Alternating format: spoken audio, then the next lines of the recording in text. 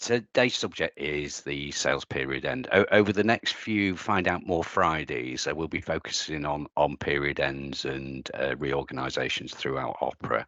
So I thought actually a good place to start would be the sales ledger start. A lot of people actually sort of ask the question, what does the period end actually do? So what I want to do is sort of just give you a little bit of insight of how that works and what effects it actually has on Opera. Now, the key thing, obviously, about a period end, it is an absolute must for all you accountants out there. So it's imperative that period ends are performed at the end of the period. But obviously, prior to doing all that, you'll be doing all your reconciliations, checking your daybook listings, checking your cash, all the various things you do before you finally do the sales ledger period end. Now, I've set my processing date here at the 30th of April, and I've done that deliberately. So what I'm going to do, I'm just going to click OK on that. And as you'll know, the end of period is held under the utilities. So again, that may be restricted to some users. I would highly recommend that it is restricted because the end of period could be run anytime. And obviously what you don't want is people just to go in, log in and just run that. And then you've got sort of issues with that. So I'm just going to select end of period. And immediately you can see there, I've got a system warning that's actually come up saying the system date must be greater than the last period end. So I had inadvertently put in 30th of April. So I'm actually in 31st of May. So again, I've just got these prompts because what actually happens when you do the end of period, it will ask you for the period end date that you're running. And when the records get updated, it applies that period end date. So Opera knows what was the last period that was run. So just wanted to show you that a little sort of message that pops up there. So let's just change the date to the 31st of May. And I'm now writing for the correct period.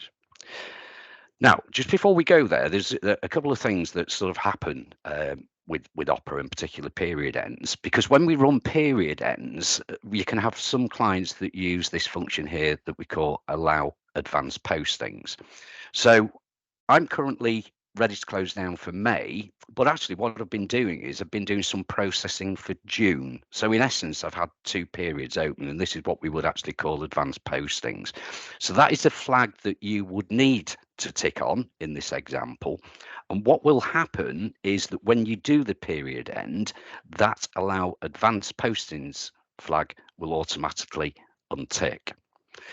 The other thing also to bear in mind is on this particular screen, these are your set options. You don't really want to go in here and change anything around apart from maybe the allow the advanced postings. But if you just look down here, we've got keep transactions, keep invoice images, and I've got mine set at 24 periods. So I'm doing a monthly accounting period, so that's 2 years. I know some clients have that a lot higher than that. So what will happen is that when I'm running my period ends, depending on the number of transactions that I'm keeping and images, it will remove those based on the parameters that you've got here. Also bear in mind that you can actually tailor it to particular customers. So you may have a customer that you have quite a lot of transactions on, and against the customer, you can apply the keep transactions depending on that particular customer. If you don't apply it to the customer, then what it will do, it will use the what I call the factory defaults, and that's these that are held here. Okay, so let's just go over to the actual process. Let's go to end of period. So immediately you can see there, I've now got the period end date. Now, some people have different methods for period ends. I've got strict monthly. You may have people that run on a 445. So obviously the period end date is very key. So what actually you need to apply here is the actual period end date that you are period ending for. And what you'll see below is that you will see the numbered days of this period. So that's actually saying 31 days in this particular period. So what does that actually do? What it'll do is when we run the end of period, it will age, obviously, the transactions that you've got. It will also calculate what you've got, what we call the average debtor days as well. And I did a subject on that, I think, on a Find Out More Friday a few months ago. So it's quite key that these number of days periods, because it does various calculations in the background. Just moving down, we've got one here called zeroized turnover. Now, I'm going to emphasize this for you because you would normally run the zeroized turnover at the end of the financial year.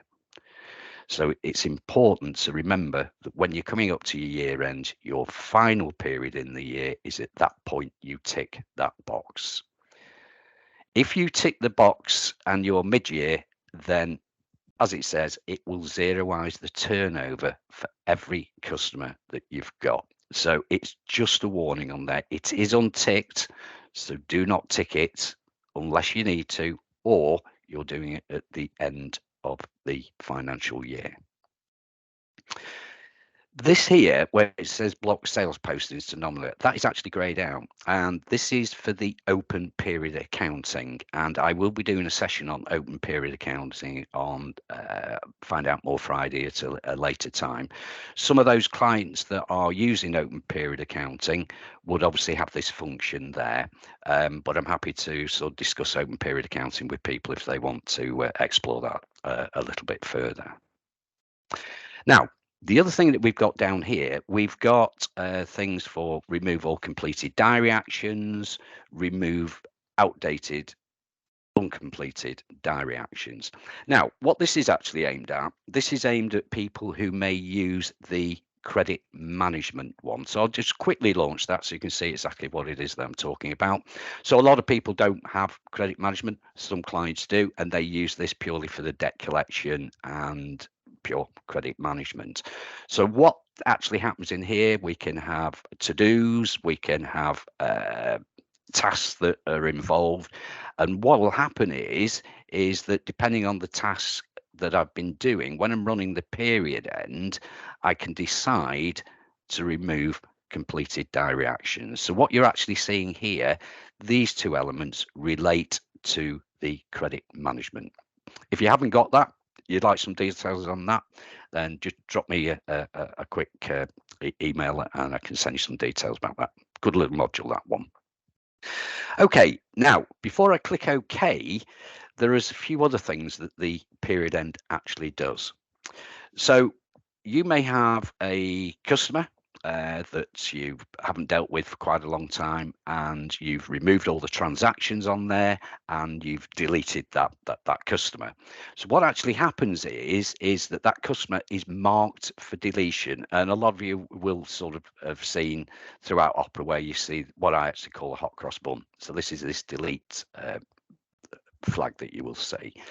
So you may have things like, let's say, regions. So you may have deleted a region.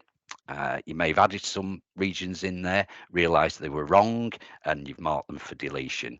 So anything that we have marked for deletion within these areas of maintenance, then what will happen is when we run the period end, those items will physically be deleted. Let's just think about some other things that the end of period does. And again, a lot of people sort of get just a little bit confused about this, because what actually happens, here we are processing for the month of May.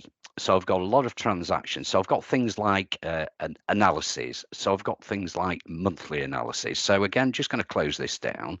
If we just go to the analysis button here, I've got a quick analysis. So I've got my drop down, so I could look at things like product by sales. And if you look at, it's looking at period to date. So this is looking at this current period. So what actually happens is when I run the period end, it will take the current sales analysis and drop them into the history. So what I can see is May, I run the period end, and May will then go into the history area. Now, there is a quick way of obviously bringing all those together, and I know I've covered on views on the past, but the views bring all those together. But it's worthwhile just knowing that if you're looking at current analysis, and you've run the period end, that will be clear. The other thing also is you've got things like your day book listings. So here we go. We've got an invoice and credit now. I'll just quickly run that to screen. So I've just got a handful of transactions in there. So obviously you can see all these are dated May. So what will happen is when I run the period end again, this will clear down for the next period. So if I come back and run this, I'm going to run the period end so you can see that going through. I'll come back in and I'll just run that report again, and you will see that that will be clear. There will be no data, and then it's ready for the next lot of processing. The same sort of thing would apply to receipts and adjustments, allocations, reports. Yeah, so all these obviously clear down. So without further ado, let's go and run the end of period. Before I do that, just stress that you will have produced all the reports you require, your day book listings, your cash reports, your debtors reports, all the various things that you will do on a regular basis. So all I need to do here now is, once I'm happy, click OK, and a quick warning comes up. You're about to use the period end command with caution, and the default is always no to that. So just think before you say yes, because we've had instances where people have run this and then run it again. So it's just use with caution. And it also says only continue if your audit trails are complete, and if you can, try and get a backup before you run it, because at least if anything does go wrong, you've got the chances of sort of restoring that. So I'm just going to say yes to that to continue. And you can see here down at the bottom, it's actually going through. So it's tidying, it's just going through all those options that I just covered. And the little bit right at the very end there is said was re-indexing. So I always refer to re-indexing as I take a filing cabinet, I throw all the paper up in the air, it all lands up nice and neatly. So that tidies up the file, so it makes access to records a lot quicker. So those that are doing this on a regular basis is a good thing, and you will be doing it on a regular basis because obviously it's a period end routine. So let's just go back. Let's just go back to the reports. Let's look at the invoices and credit notes, and you can see here I've got this period. I'm going to click OK, and I've no transactions found. So it's now cleared that day book, ready for the processing in June. Now, if I'd had advanced transactions, remember I mentioned about advanced transactions, and you can see now that is actually unticked. So it's taken the flag off. So if I had advanced transactions, i.e. those would have been June, they would have appeared on my day book listings there.